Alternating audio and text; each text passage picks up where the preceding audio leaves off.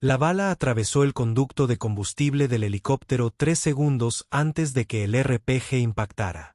Cararisa Bennett vio la luz de advertencia parpadear en rojo. Oyó al piloto gritar: «¡Prepárense!». Y entonces el mundo explotó en llamas y metal giratorio. El Black Hawk cayó del cielo como un juguete roto, estrellándose contra la ladera de la montaña con una fuerza que debería haber matado a todos los que estaban dentro. Casi lo hizo. Cuando Cararisa volvió con él, estaba sola. 6 cuerpos a su alrededor, todos muertos. Su brazo izquierdo estaba destrozado, con el hueso sobresaliendo de la piel. Su pierna estaba torcida, con sangre por todas partes. Y a través del parabrisas destrozado, pudo ver a los cazas enemigos que ya se dirigían al lugar del accidente, con las armas preparadas. Tenía quizás 2 minutos antes de que la alcanzaran. 2 minutos para decidir. Quedarse con los muertos y unirse a ellos o arrastrarse por el bosque con fracturas abiertas e intentar sobrevivir sola en territorio hostil sin un plan de extracción. Carissa eligió luchar.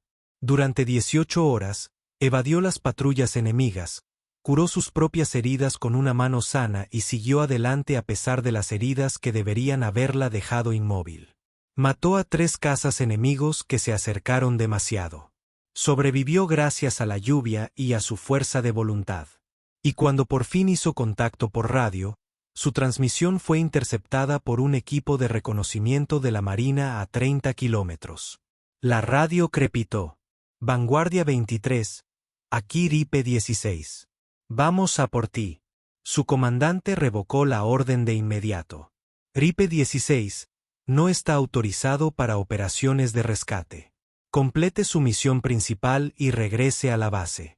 El sargento Mick Hendricks miró a su equipo.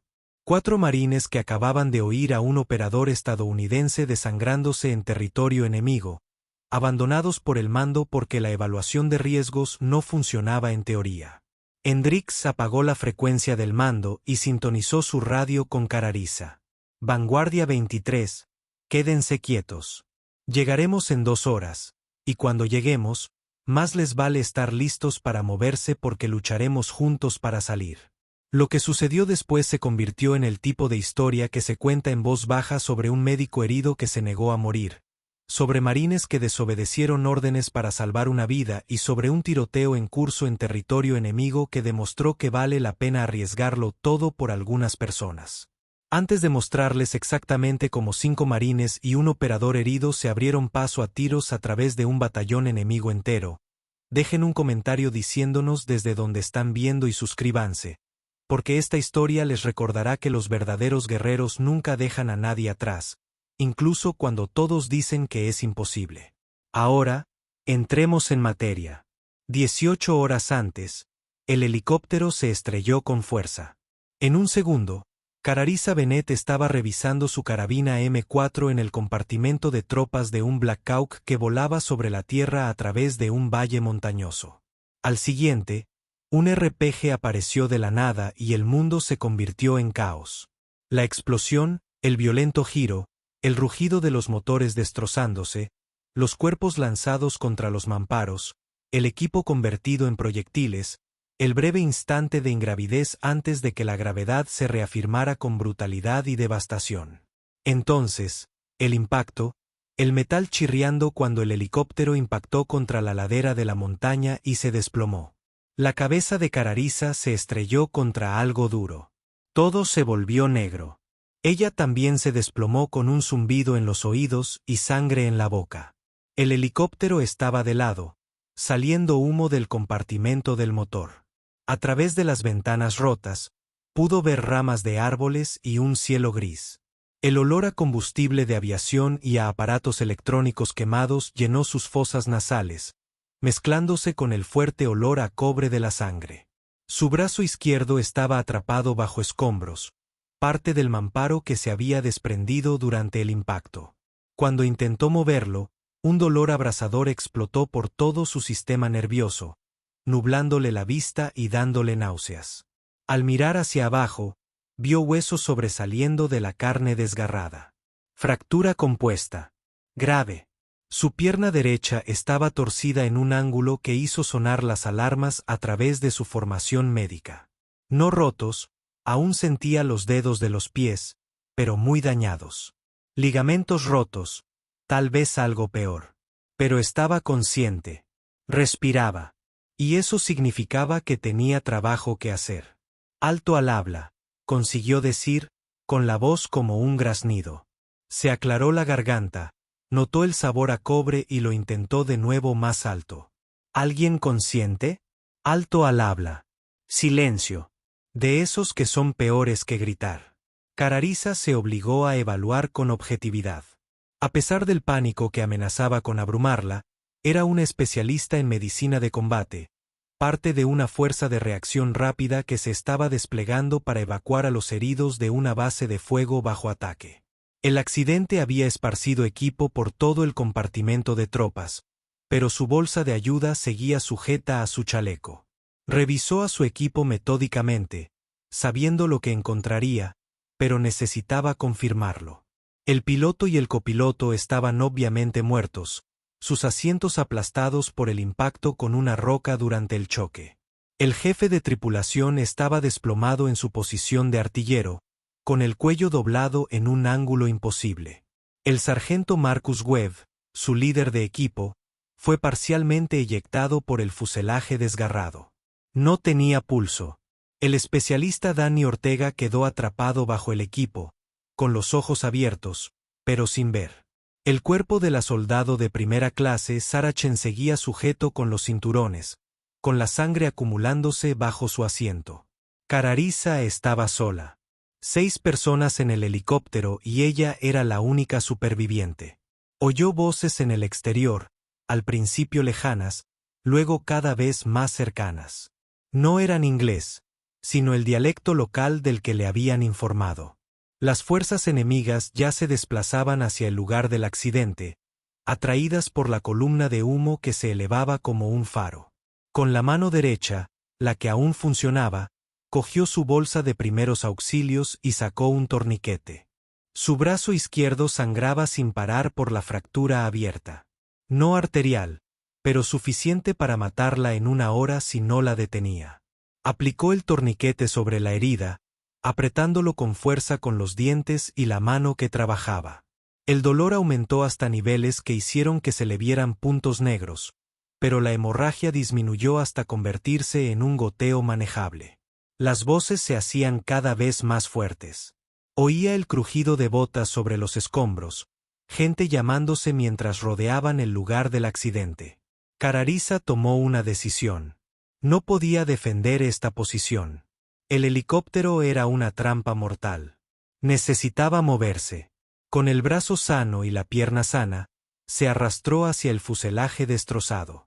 Agarró el M4 de Webb, un rifle automático con el cargador casi lleno, y sacó 2 cargadores de repuesto de su chaleco. Tomó su radio, su agua y su arma. De Chen, recuperó más munición y una granada de humo. Del jefe de tripulación, tomó el kit de supervivencia. Luego se impulsó a través del metal desgarrado y se dejó caer entre la maleza. Sintió un dolor intenso en la pierna al aterrizar, pero se mordió los dientes y empezó a arrastrarse, usando el brazo y la pierna sanos para arrastrarse hacia la vegetación más densa. Había recorrido unos 50 metros cuando los primeros cazas enemigos alcanzaron el helicóptero. A través de los huecos en la maleza, los vio acercarse. 8 de ellos, armados con rifles AK, se movían con confianza. Registraron los restos metódicamente, confirmando bajas, desmantelando equipo.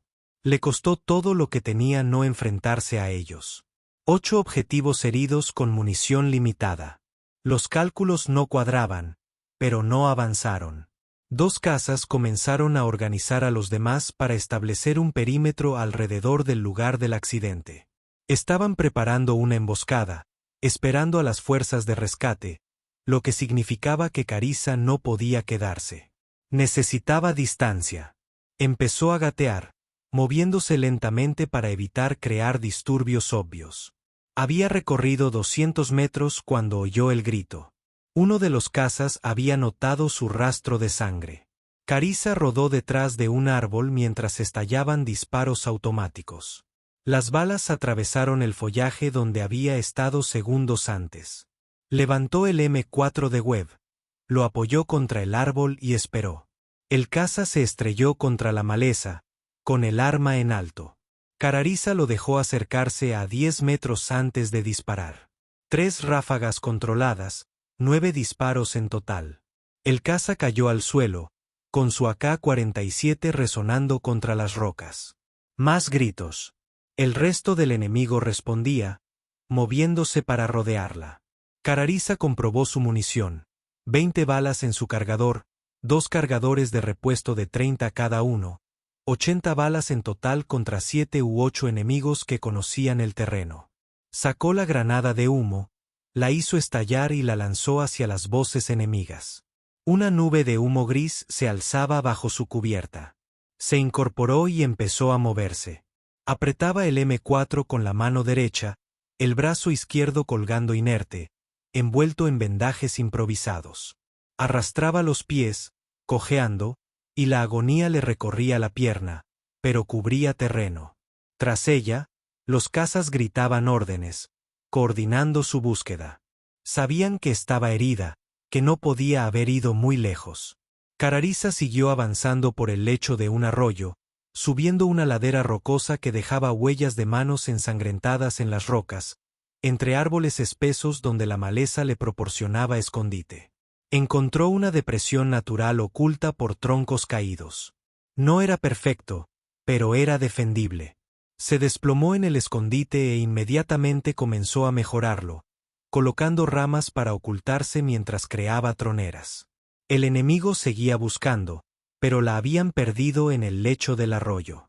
Podía oírlos dispersarse, pero no estaban lo suficientemente cerca como para ser una amenaza inmediata. Revisó sus heridas.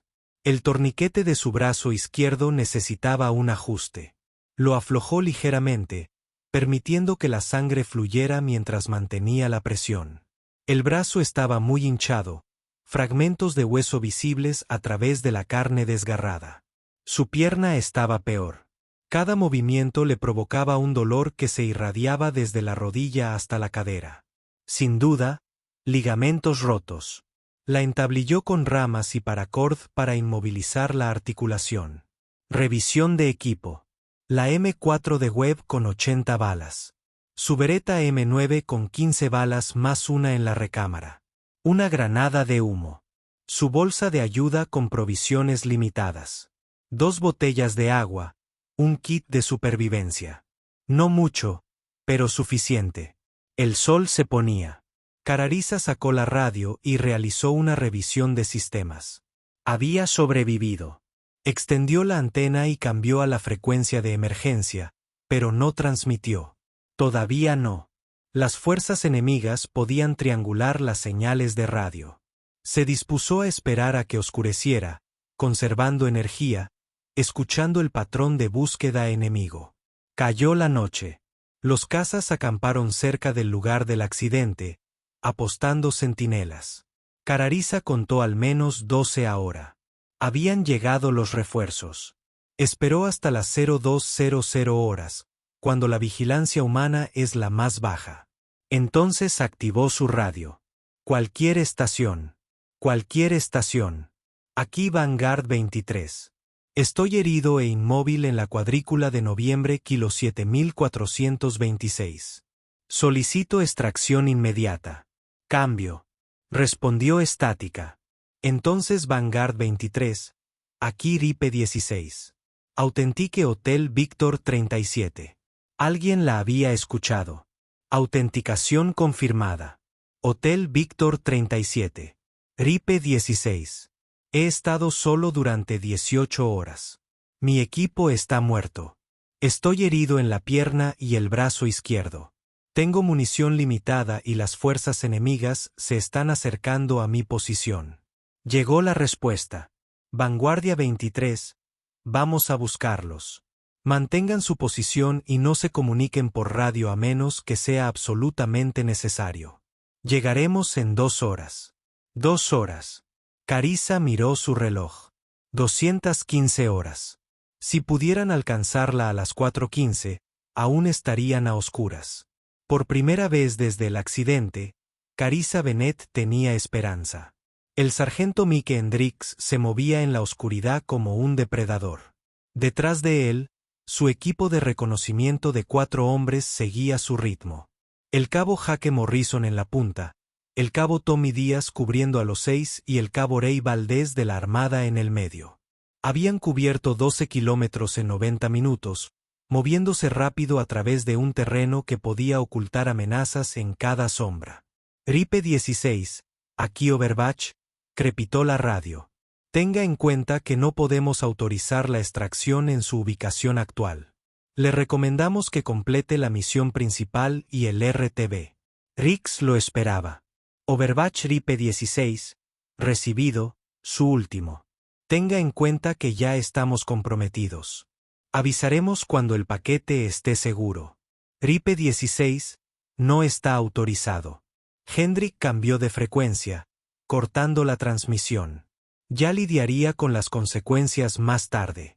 Morrison levantó la mano. El equipo se quedó paralizado. A través de la visión nocturna, Rix vio a 2 centinelas enemigos en terreno elevado. Hendrick les indicó a Morrison y Díaz que avanzaran. Los 2 marines se movían como sombras. Las bajas fueron silenciosas. Ambos centinelas cayeron sin sonido. Morrison y Díaz arrastraron los cuerpos hasta un lugar oculto e hicieron señales de despeje. A las 0345 horas, alcanzaron las coordenadas. El lugar del accidente era visible a 300 metros al este, rodeado por una docena de cazas enemigos. Pero la posición de Carissa estaba separada, oculta en un terreno que proporcionaba un ocultamiento natural. Rix activó su radio. Vanguardia 23. Ripe 16 está en el punto de reunión alfa. Active la luz verde para una identificación positiva. Un breve destello de luz verde a 50 metros por delante. Luz estroboscópica infrarroja. La tengo, susurró Morrison. Se movieron con cuidado. Cuando llegaron al escondite, Rix casi la pierde. Un trabajo de camuflaje excepcional. Entonces la vio. Mujer, 20 y tantos años, cabello oscuro enmarañado con sangre. El brazo izquierdo envuelto en vendas ensangrentadas, entablillado. La pierna derecha también entablillada, pero sus ojos estaban claros y el M4 en su mano sana apuntaba a Morrison hasta que confirmó que eran aliados.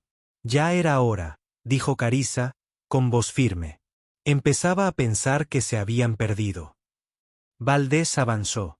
Déjenme ver esas heridas. Fractura expuesta en el brazo izquierdo, probable desgarro del ligamento colateral medial, LCM, en la pierna derecha, informó Carissa clínicamente. He aplicado torniquetes y entablillados. Me muevo, pero no soy rápido. Y tenemos 12 hostiles en el lugar del accidente esperando para emboscar a cualquiera que venga a buscarla. A Hendricks ya le gustaba. ¿Cómo está tu munición? 68 balas, 5.56, 16 balas, 9 milímetros, una granada de humo. Bien. La van a necesitar. Rix sacó su mapa. Nos quedan 3 clics para la extracción. El enemigo se interpone entre nosotros y ese lugar. Nos estamos abriendo paso. Morrison examinó el lugar del accidente. Cuenta 12 hostiles. 3 en el perímetro, 9 en el centro, con ametralladora PKM y lanzacohetes. Esperan un helicóptero de rescate, dijo Carissa. Probablemente tengan almohadillas protectoras. Si envías un helicóptero a esta cuadrícula, lo derribarán. Por eso nos vamos, dijo Hendrick.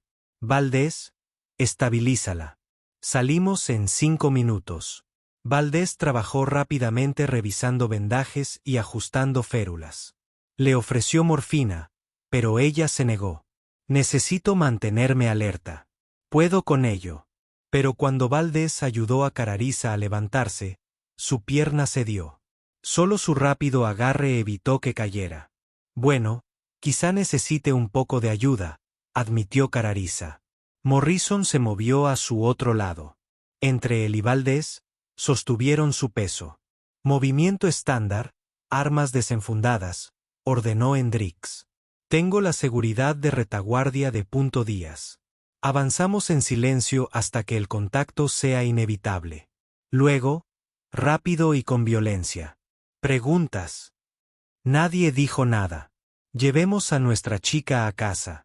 Recorrieron 500 metros antes de que el enemigo los encontrara. La patrulla venía del norte, 4 casas moviéndose con despreocupada confianza. Hendrix los vio primero y les indicó que se detuvieran. El equipo se agachó. Carariza contuvo la respiración mientras Morrison y Valdés la bajaban. La patrulla pasaría a menos de 20 metros.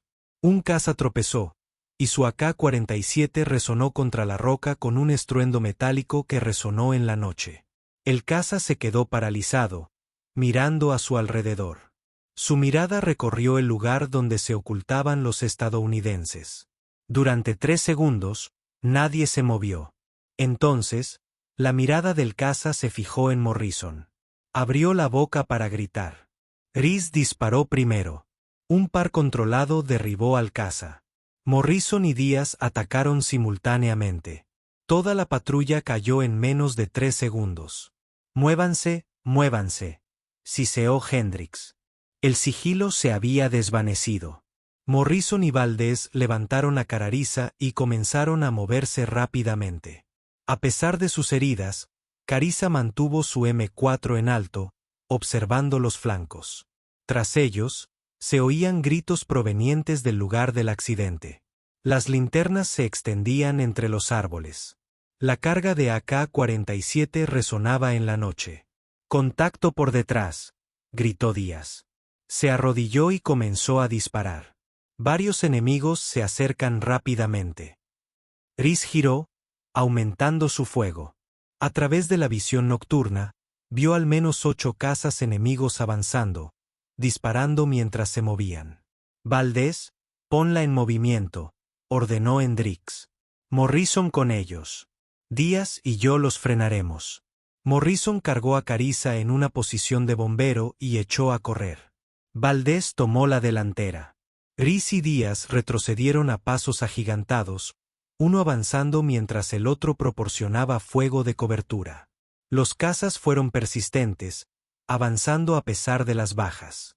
El fuego automático se cernía sobre el árbol junto a la cabeza de Rix, rociándolo con corteza. Se colocó en una nueva posición y atacó al tirador. Derribándolo de un tiro en la cabeza a 40 metros. «Tenemos que romper el contacto», gritó Díaz. «Están flanqueando a la izquierda». Hendrix lo vio. El enemigo intentaba rodear su posición. «Retírense a la posición de Morrison. Humeen y avancen». Díaz lanzó una nube de humo que expulsaba fósforo blanco bajo su cobertura. Ambos marines corrieron hacia Morrison y Valdés. Los encontraron en un barranco poco profundo. Morrison intentó frenéticamente contactar con el mando mientras Valdés ayudaba a Carariza a establecer una posición de tiro. «No hay comunicación», informó Morrison. «Algo está interfiriendo las frecuencias». «Tienen capacidad de guerra electrónica», dijo Carariza. «No pude comunicarme antes. Estamos solos». El fuego enemigo se acercaba.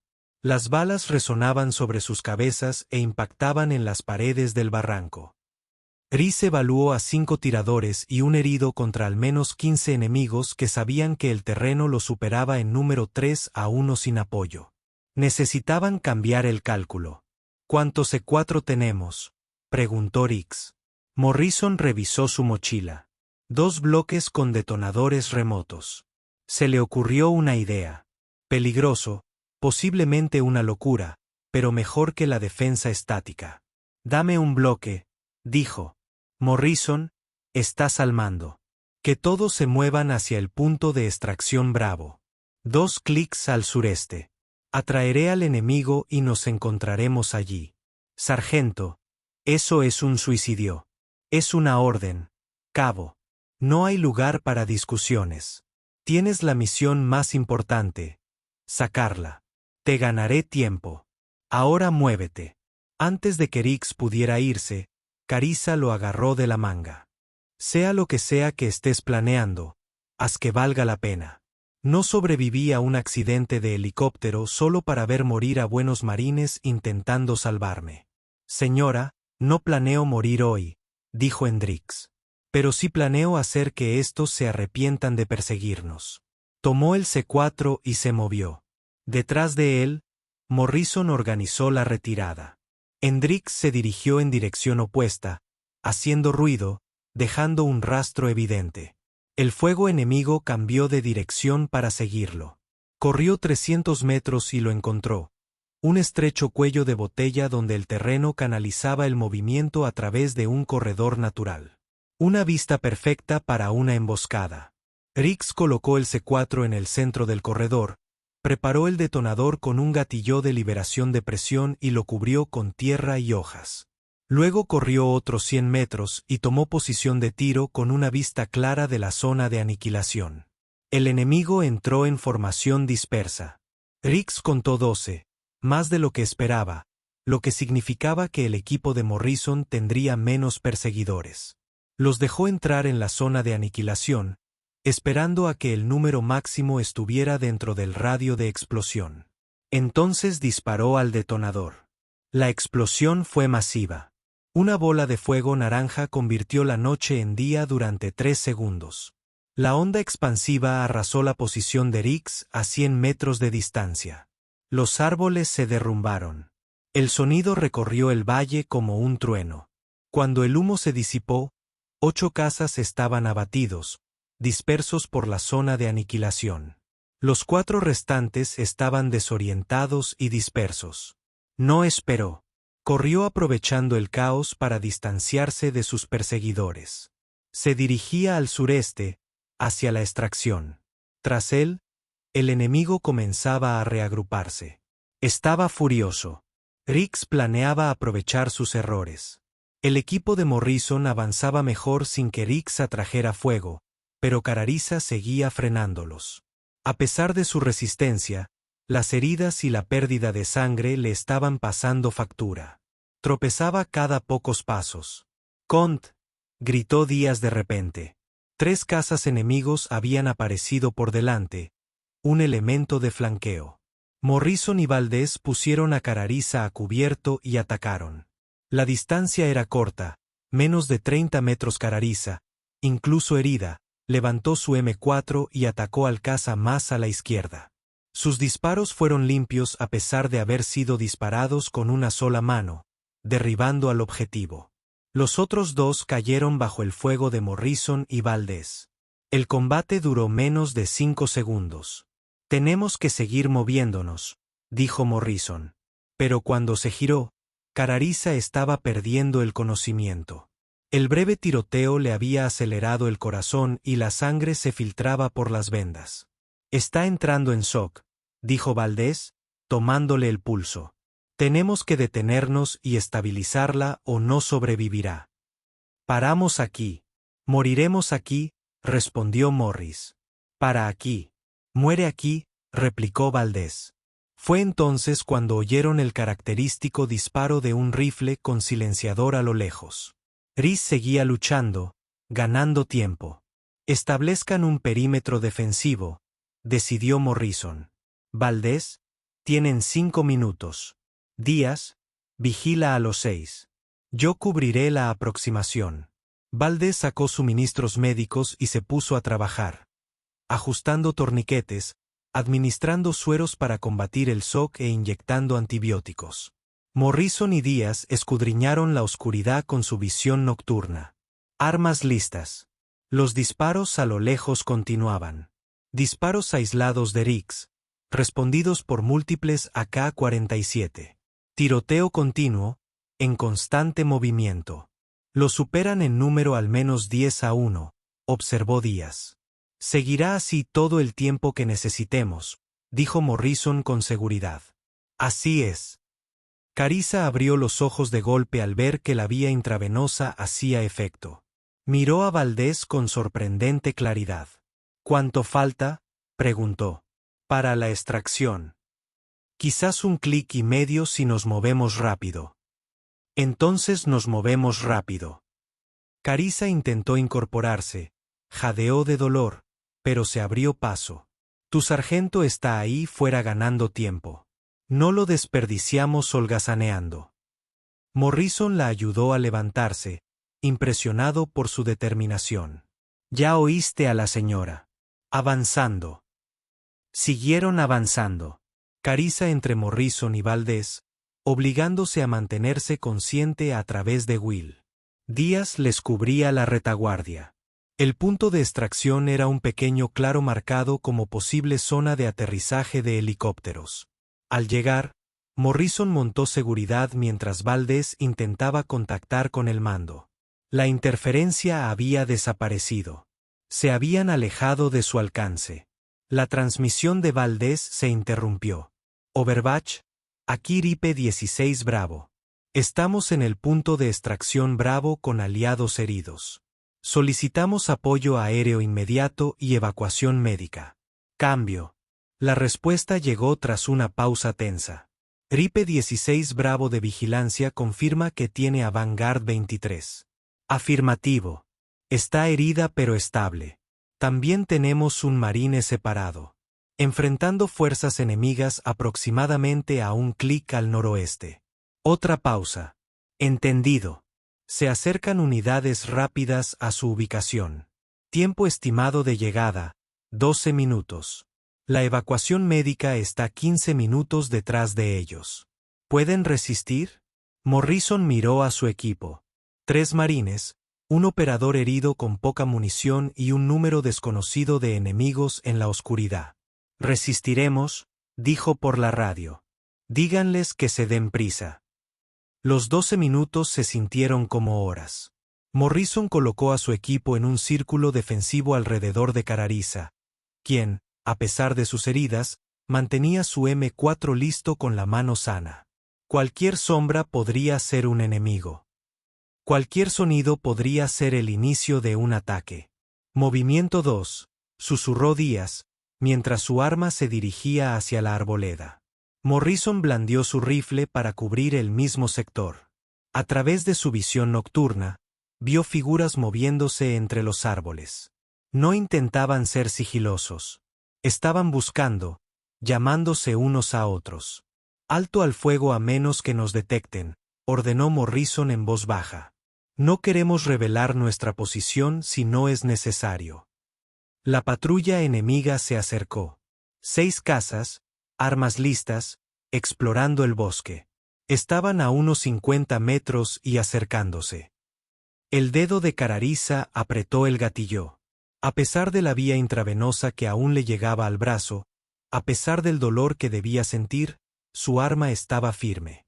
Uno de los cazas enemigos se detuvo, mirando directamente hacia su posición. Levantó la mano, indicando a los demás que se detuvieran. Nos han detectado, susurró Valdés. El caza abrió la boca, probablemente para dar la alarma. Morrison disparó primero. Una ráfaga de 3 disparos que derribó al caza antes de que pudiera emitir un sonido. Pero el daño ya estaba hecho. Los otros 5 cazas se dispersaron para cubrirse y comenzaron a devolver el fuego. Los fogonazos iluminaron la oscuridad. Las balas atravesaron el aire e impactaron en los árboles que rodeaban la posición del Americ. Morrison, Valdés y Díaz respondieron al fuego con disciplinada precisión. Cada marine controlaba su sector. Carissa atacó objetivos con su M4, disparando ráfagas controladas a pesar de tener que disparar con una sola mano. Un caza enemigo que intentó flanquear su posición cayó bajo su certero fuego. El contacto desapareció. Díaz gritó. Llegaban más cazas enemigos, atraídos por el sonido de los disparos. Lo que antes eran 6 enemigos ahora eran 10, luego 12. Nos están rodeando, gritó Valdés por encima del creciente volumen de fuego. Morrison sabía que no podrían mantener esa posición mucho más tiempo. Los superaban en número, les quedaba poca munición, y el enemigo estaba coordinando un asalto deliberado en su perímetro. Entonces lo oyó, el hermoso sonido de los motores a reacción. «Agachad la cabeza», gritó Morrison. Se acercaban rápidos. Los F-18 Super Hornets llegaron a baja altura y a gran velocidad. Sus sistemas de puntería ya habían marcado las posiciones enemigas según la baliza GPS de Morrison. Los cañones de 20 milímetros abrieron fuego con una precisión devastadora, recorriendo las posiciones enemigas entre los árboles. El sonido era ensordecedor. Un trueno rápido que duró varios segundos y convirtió el bosque en un campo de batalla. Cuando los aviones se detuvieron y volaron en círculos, el fuego enemigo cesó por completo. Los cazas que se acercaban a la posición estadounidense habían desaparecido, eliminados por la Fuerza Aérea Moderna. Dagger 11, Ripe 16. Bravo, transmitió Morrison. Buenos impactos. Zona despejada. Nos acabas de salvar la vida. Un placer, Ripe. Tu vuelo está a 2 minutos. Te recomiendo que lances humo para el hilo. Morrison sacó una granada de humo y la lanzó al claro. Se elevó una humareda púrpura, marcando la zona de aterrizaje para el avión de evacuación médica que se aproximaba. A Rix le quedaba solo el último cargador cuando oyó los aviones sobrevolando. Abrió su luz estroboscópica infrarroja, marcando su posición. Ripe 16, aquí Dagger 11. Una voz crepitó. Vemos tu luz estroboscópica. Marcando posiciones enemigas ahora. Dagger 11. Ten cuidado, los aliados están a un clic al sureste en el punto de extracción Bravo. Todo al noroeste es hostil. Peligro cercano. Recibido, Ripe. Mantén la cabeza baja. Los Jets hicieron su carrera. Rix se apretó contra el suelo mientras el fuego del cañón de 20 milímetros atravesaba el bosque con precisión quirúrgica. El fuego del cañón duró 3 segundos, pero se sintió eterno. Cuando los Jets se detuvieron, el bosque quedó en silencio. Sin fuego de respuesta, sin movimiento. El elemento enemigo que perseguía a Rix fue borrado. Dagger 11-1, Ripe 16. Buenos impactos. El área está despejada. Recibido. Ripe. El medevac está en tu punto de reunión. Mejor muévete. Rix corrió hacia la extracción, cubriendo el clic en lo que pareció un tiempo récord a pesar del agotamiento.